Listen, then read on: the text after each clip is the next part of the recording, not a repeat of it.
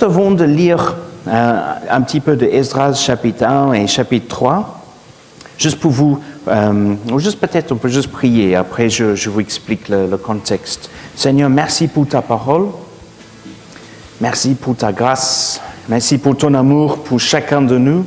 Tu connais nos prénoms, tu connais nos adresses, tu connais chaque détail de nos vies. Tu nous as vus même avant la fondation de l'univers. Aucune personne sur Terre est un accident. Aucune personne n'était là par imprévu. Seigneur, tu nous as créés. Tu nous as créés pour être tes enfants. Et c'est ta volonté à déverser ton amour dans nos cœurs et pour nous, d'être en relation avec toi, d'être les adorateurs et d'être tes enfants, mais aussi les faiseurs de ta volonté. Aide-moi à exprimer clairement ce que tu as mis sur le cœur et ce que tu m'as montré dans ces textes pour ta gloire. Amen. Et donc, en Esdras chapitre 1, ou le livre d'Esdras, juste rapidement, Israël est dans le contexte où, avant le moment où le livre d'Esdras est écrit, le peuple de Dieu, les Juifs, Israël était en péché. Ils avaient des mauvais rois qui amenaient Israël dans les mauvais chemins. Et Dieu enlève sa main de protection et de bénédiction. Et il permet que Nebuchadnezzar, donc le roi qui était siégé à Babylone, prend l'emprise sur la région. Et Israël est obligé de payer des impôts, etc. à Nebuchadnezzar. Après, plus tard, il y a une révolte il y a un roi d'Israël qui dit on ne veut plus payer des impôts à Nebuchadnezzar, et il envoie son armée. Et les historiens nous confirment ça, c'est pas une histoire comme ça, on peut voir ça dans l'histoire d'Antiquité. Il envoie une armée et pendant quasiment 2 ans, il y a un siège autour de la ville de Jérusalem. Et finalement, ils arrivent à faire une brèche dans les murailles. Et ils rentrent dans la ville. Et la première chose qu'ils font, c'est ils démontent les murailles de Jérusalem et ils brûlent le temple, qui est un désastre. Un désastre, vous ne pouvez pas imaginer. Ce n'est pas juste une forteresse ou un château fort qui était détruit. Le fait que les murailles sont détruites, ça veut dire que la nation n'a plus de protection, n'a plus de puissance politique, ne compte plus même, parce que les murailles, ça représentait la souveraineté d'une nation. Même un animal sauvage pouvait rentrer le soir dans la ville. Et de détruire le temple et de voler les ustensiles sacrés du temple était aussi une façon à dire maintenant, vous ne pouvez plus offrir vos holocaustes à Dieu, et c'est une façon à éteindre la vie spirituelle d'un peuple. Donc, sur le plan politique, ils ont perdu leur souveraineté, et sur le plan spirituel, plus possibilité à offrir les offrandes à Dieu. Une catastrophe sur tous les domaines. Et Nebuchadnezzar prend les nobles et une grande partie de la noblesse, c'est une partie des artisans. Il les ramène, ce qu'on appelle les exilés, il les amène à Babylone. Et dont on connaît l'histoire de Daniel, Shadrach, Meshach et Abednego, ils en font partie. On aurait pu penser que c'est la fin, et ça aurait pu être la fin de cette nation et l'histoire de Dieu avec cette nation, mais Dieu a un plan. En fait, ses plans, et le plan de Dieu est plus important que des bâtiments. Le plan de Dieu pour l'humanité était plus important que le temple en soi. Même si le temple représentait la présence de Dieu avec son peuple, représentait la relation avec Dieu, parce que c'est un lieu d'enseignement de la parole de Dieu, c'est un lieu de sacrifice, c'était un lieu de louange et d'adoration, c'est un lieu où on propose les holocaustes, et une fois par an, le grand sacrificateur qui rentrait dans le lieu très saint du temple pour proposer des sacrifices particuliers. C'était que ces temples soient détruits, c'est une vraie catastrophe, mais qui montre que ce qui intéressait ou ce qui compte pour Dieu, ce n'est pas des bâtiments, c'est les cœurs, ce qui se passe dans les cœurs de son peuple. C'était l'obéissance du peuple de Dieu que Dieu voulait. C'est pas tellement les bâtiments, même si les bâtiments jouent un rôle. Alors c'est dans ce contexte que Dieu continue à parler à son peuple et les exilés à Babylone, et notamment par le prophète Jérémie. Il dit que les Juifs vont pouvoir retourner à Jérusalem, pouvoir rebâtir le temple, et qu'il y aura une sorte de restauration. Et Jérémie a cette parole prophétique après 70 ans. Ça va se matérialiser. Après 70 ans, le roi Cyrus fait la proclamation suivante. Donc, si vous avez vos Bibles, on va regarder ensemble en Esdras, chapitre 1. La première année du règne de Cyrus, de Perse, l'Éternel, pour accomplir la parole qu'il avait prononcée par le prophète Jérémie, agit sur l'esprit de Cyrus, l'empereur de Perse. Alors Cyrus fit faire oralement et par écrit la proclamation suivante à travers tout son empire. Voici ce que déclare Cyrus, empereur de Perse. L'Éternel, le Dieu du ciel, m'a donné tous les royaumes de la terre et il m'a chargé de lui construire un temple à Jérusalem en Juda. Quels sont ceux d'entre vous qui font partie de son peuple? Que leur Dieu soit avec eux et qu'il part à Jérusalem en Juda pour reconstruire le temple de l'Éternel, le Dieu d'Israël. C'est le Dieu qui réside à Jérusalem. Que partout où résident ceux qui restent de son peuple, donc c'est les Hébreux, les gens de l'endroit leur apportent des dons d'argent et d'or, de divers biens, du bétail, ainsi que des offrandes volontaires pour le temple de Dieu qui est à Jérusalem. Si vous voulez juste tourner à droite dans vos Bibles à chapitre 2, verset 68. Lors de leur arrivée au temple de l'Éternel à Jérusalem, donc ça c'est maintenant, il faut juste imaginer, il y a un passage de temps, il y a un grand nombre d'Hébreux qui quittent Babylone, qui fassent le voyage juste pour retourner à Jérusalem. Ils s'installent tous dans les maisons et verset 68, lors de leur arrivée au temple de l'Éternel à Jérusalem, qui est toujours détruite, plusieurs chefs de groupes familiaux firent des offrandes volontaires pour la reconstruction du temple de Dieu sur son emplacement. Chapitre 3. Quand arriva le 7e mois, les Israélites étaient installés dans leur ville. Alors le peuple se rassembla à Jérusalem comme un seul homme. Josué, fils de Yotzdak, avec des collègues les prêtres, les prêtres, et Zérubabel, fils de Shealtiel, avec les gens de sa parenté, se mirent à l'œuvre et reconstruisent l'autel de Dieu d'Israël pour y offrir des holocaustes. Donc c'était de reprendre l'offrande des holocaustes qui était arrêtée depuis longtemps, selon ce qui est écrit dans la loi de Moïse, l'homme de Dieu. Malgré leur peur des populations locales, ils rétablirent l'autel sur les anciennes fondations et ils y offrirent des holocaustes à l'Éternel, ceux du matin et du soir. Et si on peut aller un petit peu plus loin, à la deuxième partie de verset 8, les Lévites âgés de 20 ans et plus furent chargés de superviser les travaux du temple de l'Éternel. Josué avec ses fils et ses frères, Kadmiel avec ses fils qui étaient des descendants de Juda, eurent pour fonction de superviser tous ensemble ceux qui travaillaient au chantier. Verset 10. Lorsque les maçons posent les fondations du temple de l'Éternel, ont mis en place les prêtres revêtus de leurs habits de cérémonie, avec les trompettes en main, et les Lévites descendants d'Asaph avec les cymbales, afin de louer l'Éternel, selon les prescriptions de David, roi d'Israël. Ils étonnèrent des hymnes de louange et des cantiques de remerciement pour célébrer l'Éternel en chantant à tour de rôle. Oui, il est bon, et son amour pour Israël dure à toujours.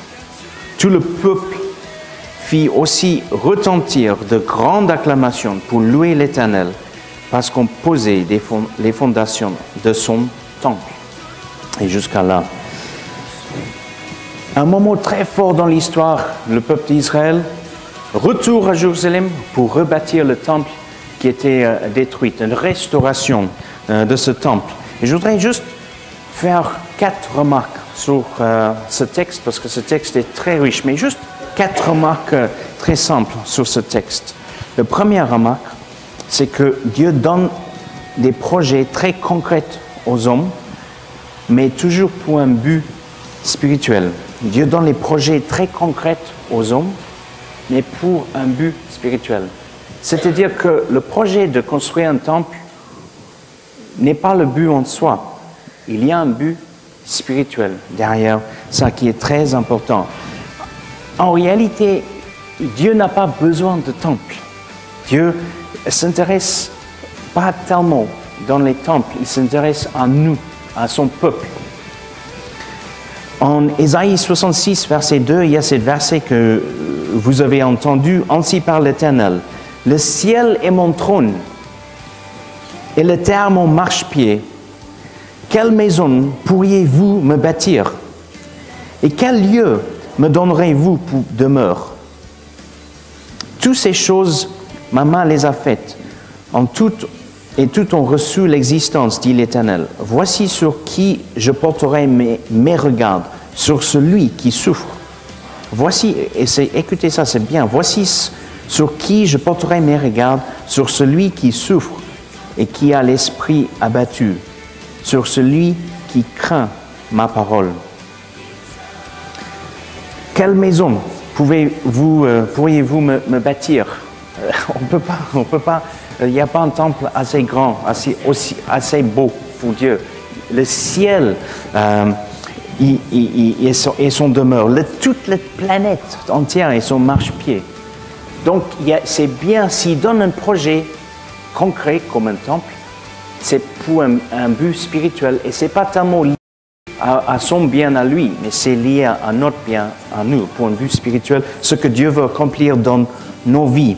Est-ce que vous pouvez penser à d'autres projets concrets que Dieu a donnés à son peuple? Quand on y réfléchit, on pense tout de suite à l'arche de Noé, que Dieu a donné des dimensions très spécifiques pour un but très spécifique. Le tabernacle, et après le temple, et après la reconstruction du temple. Et si on parle en particulier pour le temple, très important, un lieu, comme je disais tout à l'heure, un lieu de sacrifice, un lieu de louange, d'adoration, un lieu où on présente les holocaustes à Dieu, on entend la voix de Dieu, on enseigne sa parole. Mais qui est important, et juste, je suis interpellé par ce texte dans Jean chapitre 4, que nous gardons en tête. Pour nous qui sommes dans la Nouvelle Alliance, Jean,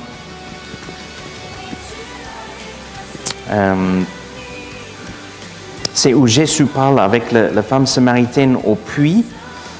Voilà, je cherche le verset. Ah oui, il dit verset 20, « Dis-moi, qui a raison, nos ancêtres ont adoré Dieu sur cette montagne ici ?» Parce qu'elle est samaritaine, elle n'est pas juive. Vous autres, vous affirmez que l'endroit où l'on doit adorer, c'est à Jérusalem, au temple. Et écoutez ce que Jésus dit. « Crois-moi, lui dit Jésus, l'heure vient où il ne sera plus question de cette montagne ni à Jérusalem pour adorer le Père. Vous adorez ce que vous ne connaissez pas. Nous adorons ce que nous connaissons, car le salut vient du peuple juif. Mais l'heure vient, et elle est déjà là, où les vrais adorateurs adoreront le Père par l'Esprit et en vérité, car le Père recherche des hommes qui l'adorent ainsi. » Dieu est esprit et il faut que ceux qui l'adorent par l'esprit et en vérité. Dieu est à la recherche des adorateurs. C'est bien des théologues, et c'est très important de connaître la parole de Dieu. Mais Dieu cherche non pas seulement ceux qui connaissent la parole de Dieu et le mettent en pratique, qui est essentiel, Jésus le dit en Matthieu 7, mais on soit aussi les adorateurs. Ce n'est pas l'un ou l'autre, les deux vont ensemble. Mieux qu'on connaît Dieu, plus qu'on a envie de l'adorer. Et il ne s'agissait plus de Jérusalem. Ce que Jésus voulait dire, la demeure de Dieu, ça va être avec nous. On est le temple de Dieu. Il va vivre en nous par son esprit et on peut adorer Dieu là où on est. Il ne s'agit pas d'être dans un temple ou à Jérusalem ou sur une montagne. Ou là où on est, notre façon de vivre peut être un sacrifice vivant qui plaît à Dieu et on peut adorer Dieu là où on est, en France, en Rochefort, en Chine, en Malaisie, aux États-Unis, en Allemagne, partout où on est, on peut adorer Dieu en vérité et en esprit. Alors, ces temples avaient un but spirituel, mais il fallait que les personnes à ce moment-là, ils se mettent à travail, ils rebâtir, reconstruire le temple pour un but très important. Parce que le temple était détruit par Nebuchadnezzar à peu près 600 siècles avant Jésus. Mais 600 siècles après ce moment-là, en Esdras, chapitre 3, 600 siècles plus tard, il y a un couple qui vient au temple avec un bébé dans les mains. Joseph et Marie, avec Jésus, pour présenter leur enfant selon le droit de Moïse. Et à ce moment, il y a des paroles prophétiques qui confirment que Jésus est le Messie. Il est il est le Messie. Il vient pour sauver l'humanité. Et plus tard, quand Jésus grandit, il va faire référence au temple. Il va parler du temple.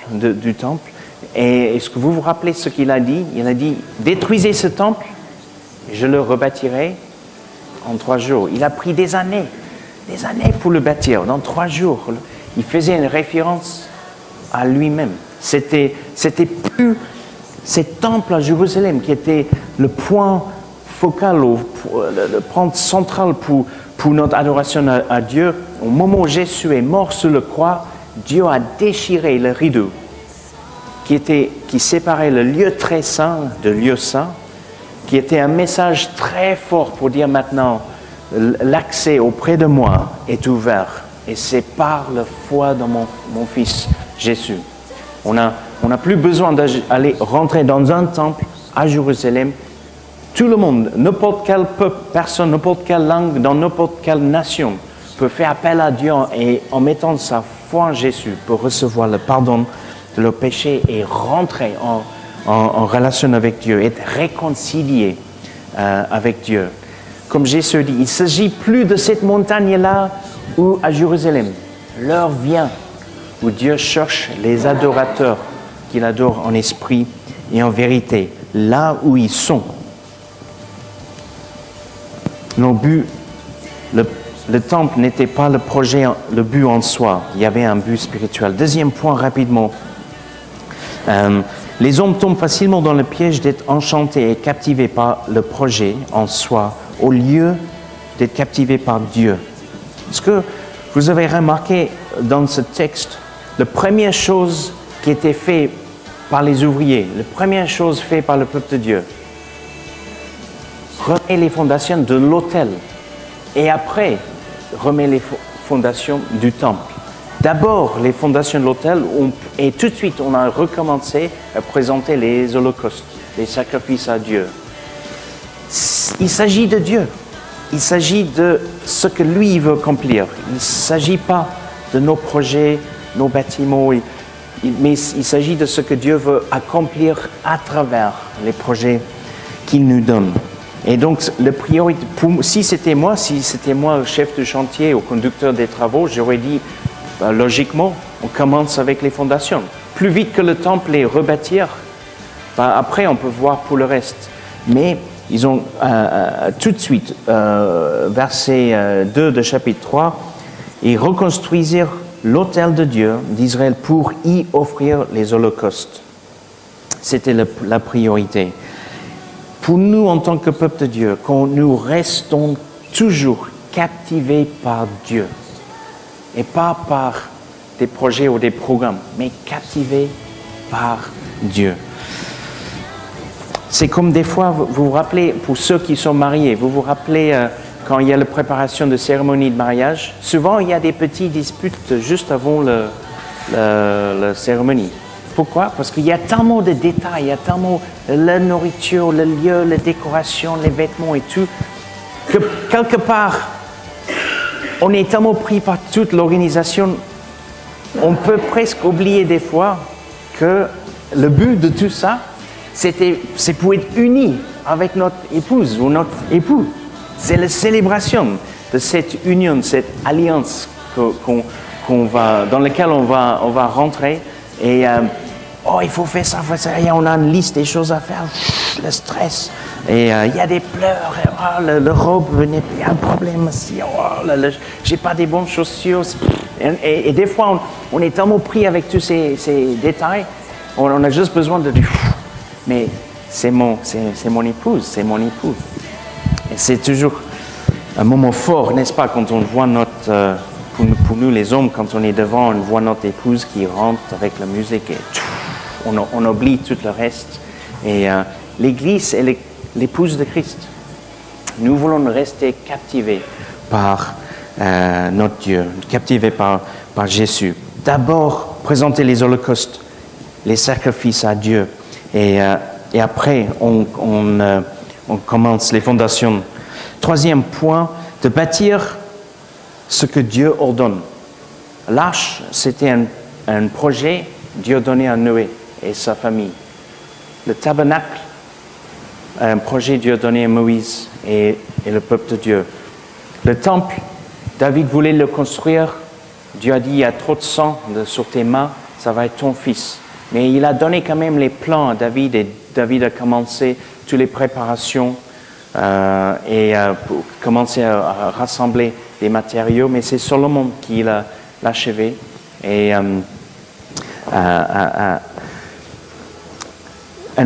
il y avait une bénédiction parce qu'il y avait un but spirituel et c'était un projet que Dieu a ordonné. Mais il y a eu un projet dans lequel les hommes se sont lancés, un grand projet de bâtiment qui n'était pas le plan de Dieu. Est-ce que vous vous rappelez le tour de Babel, qui est né de l'orgueil de l'homme, qu'on verra qui nous sommes, on verra comment on est grand. Le tour de Babel, ce n'était pas la volonté de Dieu, ce n'était pas un plan de Dieu. Et à ce moment-là, Dieu vient s'aimer la confusion en donnant des langues différentes et tout le monde se disperse, le projet s'arrête. Si on s'engage dans un projet d'agrandissement pour notre Église en tant qu'assemblée, on veut que ce soit un projet de Dieu et pas des projets pour l'orgueil de l'homme, mais des projets de Dieu qui ont un but spirituel derrière. Et quatrième point, le projet a été financé par le peuple de Dieu. Il y a eu un soutien financier aussi par Cyrus. Il a décrit qu'il y a des dons faits pour aider le projet, mais il y a un élan de générosité. Esdras 2, 68, un élan de générosité pour financer ce projet. Et on ressent un joie. Ce n'est pas un sacrifice, mais un joie de participer dans ce projet. Il y a récemment, j'ai entendu, quand on était à Paris, il y a un pasteur qui apportait un message et il disait que nous, les pasteurs, souvent, on a tort. On dit, voilà, on a un projet, par exemple, une réunion, comme on a fait un samedi soir, où nous avons... on va introduire un deuxième culte, où nous allons faire des travaux, où nous allons faire ci, nous allons faire ça. Et s'il vous plaît, si vous pouvez venir donner un coup de main, des pasteurs dans le monde entier qui tombent dans les pièges de dire plaider avec les gens, viens aider. C'est n'importe quoi. Bibliquement, c'est un privilège de servir dans le royaume de Dieu. Waouh! Quel privilège! dans les moyens que nous avons, avec les talents que nous avons, avec le temps que nous avons. Il ne s'agit pas toujours de faire plus, faire plus, faire plus. Ça, mais de dire, Seigneur, je veux te servir dans le louange, dans le ménage, dans l'école de dimanche, dans le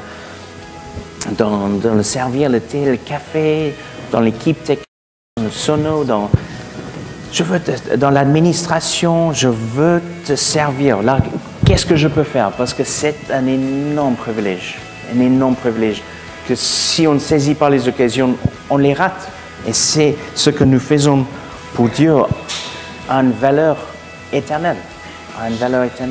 Si déjà Jésus a dit, si tu donnes un verre d'eau à un de ses petits, tu auras ton récompense. Ça veut dire que Dieu a une façon de comptabiliser. Il regarde ce qu'on fait pour lui.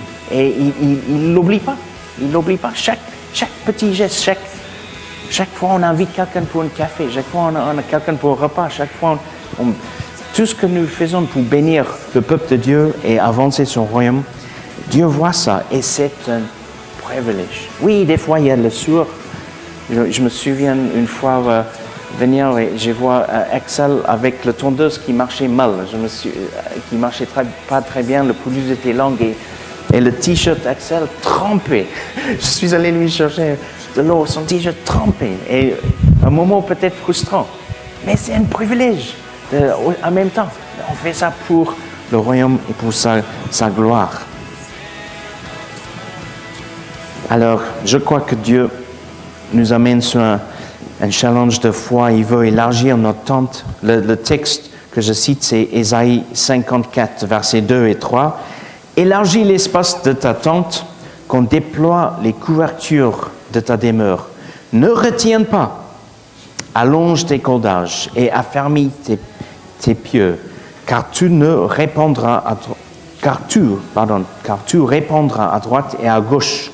Ta postérité envahira des nations et peuplera des villes désertes. » Et dans un sens, la ville de Rochefort, le pays Rochefortais, les villages autour et le Charente-Maritime, spirituellement parlant, c'est dans un sens, c'est une région déserte. Il y a une sécheresse spirituelle. Il y a beaucoup de gens qui se réveillent tous les matins complètement indifférents de Dieu et leur destin. Ils vivent sans relation avec Dieu, sans être réconciliés avec Dieu. Et nous, en tant qu'Église locale, nous avons ce privilège de pouvoir être les co-ouvriers avec Dieu pour bâtir son royaume. Et Jésus bâtit son Église. Il revient pour son Église et il bâtit son Église. De pouvoir servir dans son Église, de pouvoir donner nos offrandes, notre dîme dans son royaume, dans son Église, c'est un privilège. C'est une joie. C'est à nous d'avoir cette attitude de le faire ainsi. Et nous voulons voir que notre postérité spirituelle, c'est-à-dire ceux qui trouvent la foi ici, ou ceux qui trouvent la foi à travers notre témoignage, quand on parle de Jésus, notre foi en lui, pourquoi on fait confiance en Jésus, pourquoi on veut lui suivre, quand ça touche les uns les autres autour de nous, et eux aussi disent oui, je voudrais m'engager auprès de Dieu, je voudrais suivre Dieu, je voudrais lui donner ma vie, pas juste rentrer dans une religion, pas juste un baptême, même si le baptême est très important, mais je veux vivre pour Dieu, chaque souffle dans mes poumons, Seigneur, je veux vivre pour toi. Ça sera notre héritage et notre postérité qui grandit dans un sens autour de nous. Amen. Amen. Spirituel. Le projet en soi n'est pas le but. Il y a une raison derrière. Les hommes, deuxième point, les hommes tombent facilement dans le piège d'être enchantés et captivés par le projet, mais nous voulons être captivés toujours par Dieu. Troisièmement, on veut bâtir seulement ce que Dieu ordonne. Et quatrièmement, le projet est financé par le peuple de Dieu. Et c'est une joie de donner. Et en conclusion, nous voulons élargir l'espace de notre tente. Nous allons, peut-être on peut juste se lever ensemble, je vais prier. Si l'équipe de louange peut s'installer. On va terminer notre culte avec un chant dans un instant. Et je voulais que nous passions le corbeil pour les offrandes après les annonces.